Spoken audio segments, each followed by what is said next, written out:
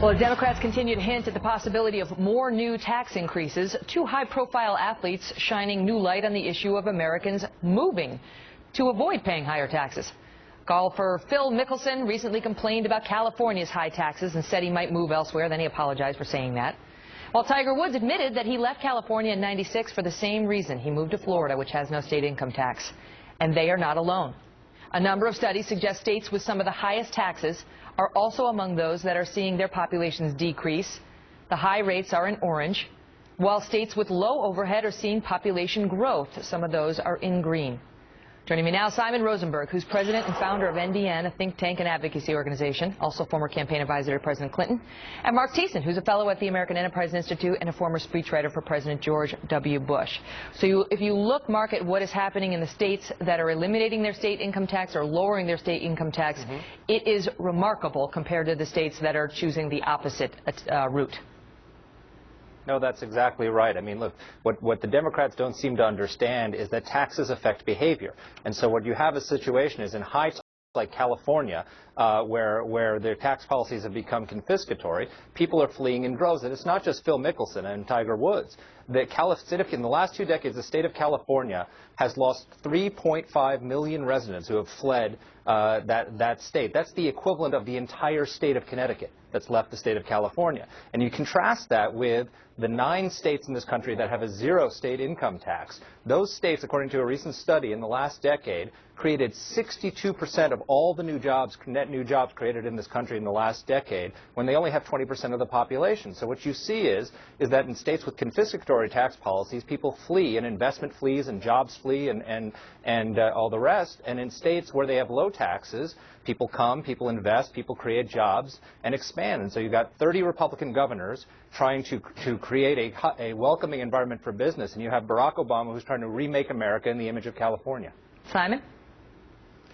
I think it's a ridiculous argument, actually. I mean, the idea that you've seen, most of the influx into places like Arizona and Florida and, the border states have been either both documented and undocumented immigrants. It's largely been Asian and Hispanic immigrants coming into the country, into places where there was growth at the time.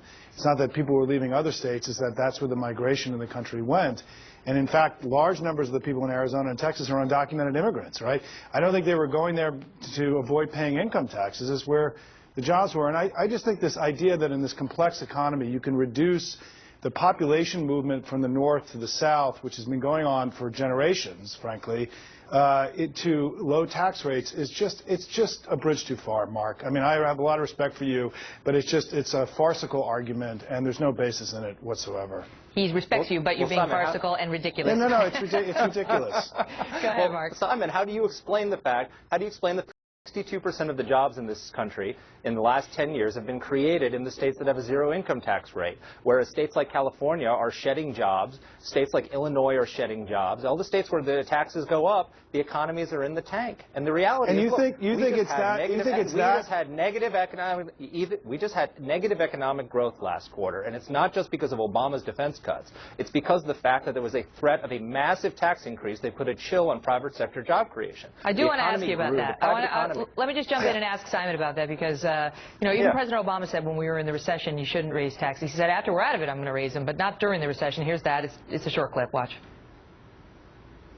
He's absolutely right. The last thing you want to do is to raise taxes in the middle of a recession, because that would just take more demand out of the economy and put businesses in a further hole. And with zero growth in the last quarter, in fact, a contraction, I mean, the opposite of growth, should he be raising taxes now? Well, the taxes have been raised. No, but he wants to raise more.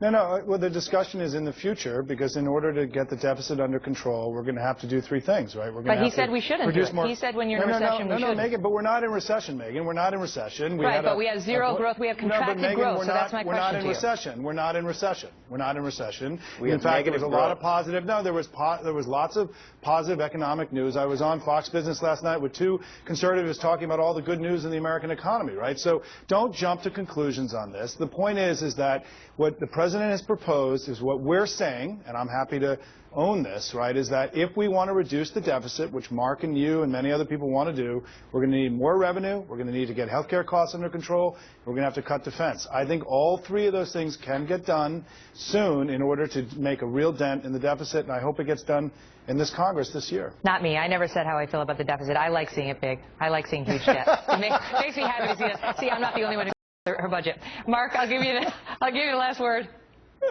Yeah, what Simon, everybody watching today, what Simon is trying to tell you is that taxes don't affect behavior.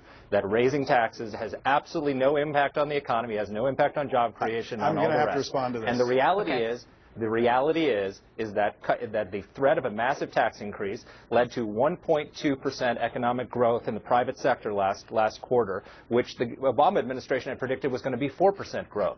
So we have an anemic growth because we are taxing, regulating, and mandating our economy into submission. Quickly, Simon. Well, all that I'll say is that in the 1990s, we raised taxes on rich people, and we had the biggest economic boom in American history.